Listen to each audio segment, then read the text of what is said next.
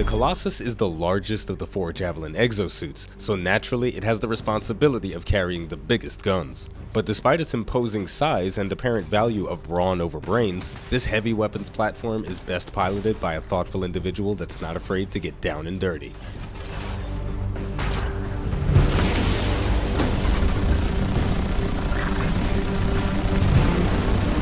The Colossus is the king of defense, and it can put itself in dangerous situations that no other Javelin would dream of surviving. It's given up the standard regenerating energy shield and the ability to dodge for significantly increased health and a deployable physical shield. These concessions make it considerably more difficult to play, but they also make it much more durable.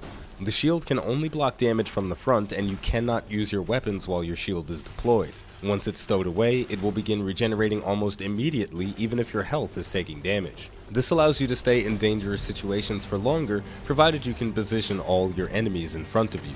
Your shield can also be used as a weapon. While deployed, if you sprint or fly, bumping into an enemy will knock them down. However, despite being large, the Colossus isn't the biggest kid on the playground. Bumping into something larger than you will bounce you back and briefly lower your shield. You can also perform a shield swipe while your shield is raised. Shield Swipe knocks enemies down and takes on the properties of your standard melee, Heavy Smash, a physical damage area of effect detonator. Heavy Smash also knocks enemies down, which is great for keeping targets subdued while your team focuses them down. The Colossus's combo property causes an area of effect explosion around the target that was detonated, which will cause crazy damage if you prime multiple targets and detonate them all simultaneously with Heavy Smash or an ability.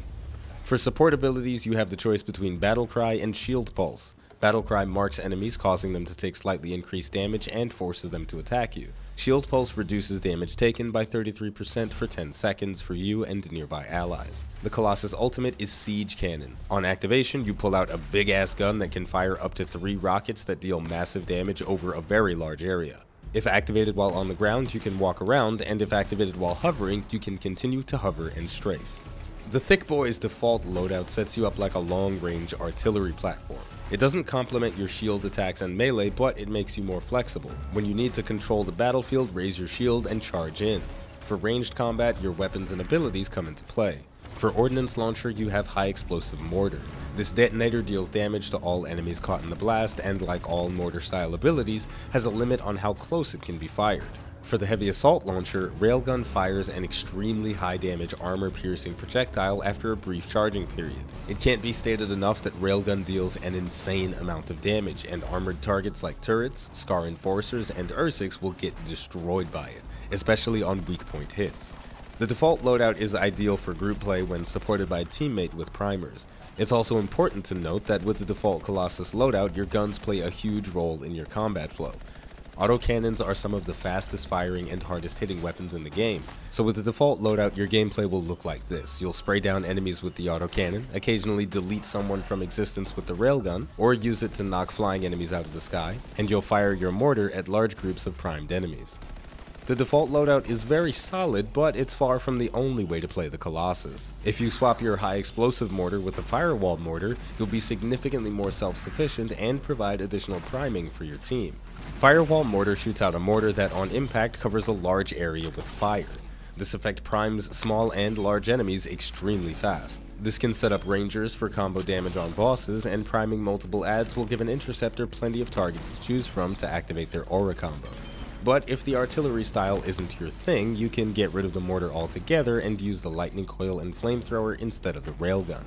This combination will make your area damage unmatched, but your range will be extremely limited and your team support will see a reduction as well. Lightning coil is a detonator, and it's the only ability that can be used with your shield raised.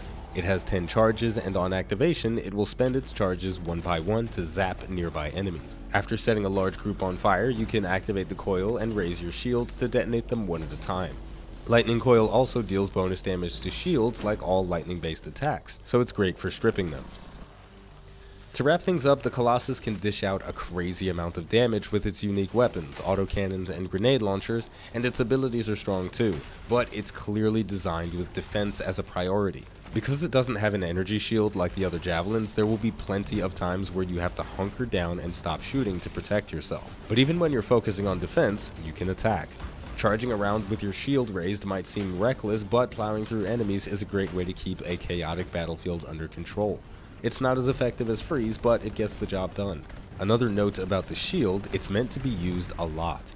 The same way a ranger, interceptor, and storm use their dodge, that's how you use the shield. If you feel like you're dying too much while you're playing the Colossus, it's because you're not using the shield enough. It mitigates a lot of damage, and again, it can recharge while your health is taking damage, allowing you to take more punishment than any other Javelin in the game.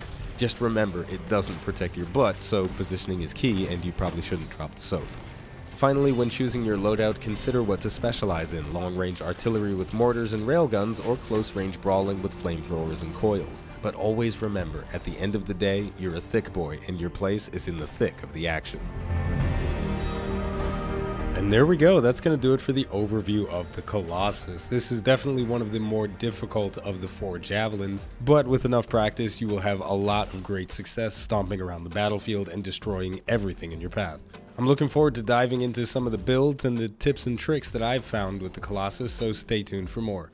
If you enjoyed this video and you'd like to support the channel more than you already do just by liking, subscribing, watching, and commenting, you can head over to patreon.com/iBluairJgR to become a patron. With all of that said, the name of the game is Anthem, the name of the channel is iBluairJgR. Thank you for watching, and I'll see you next time.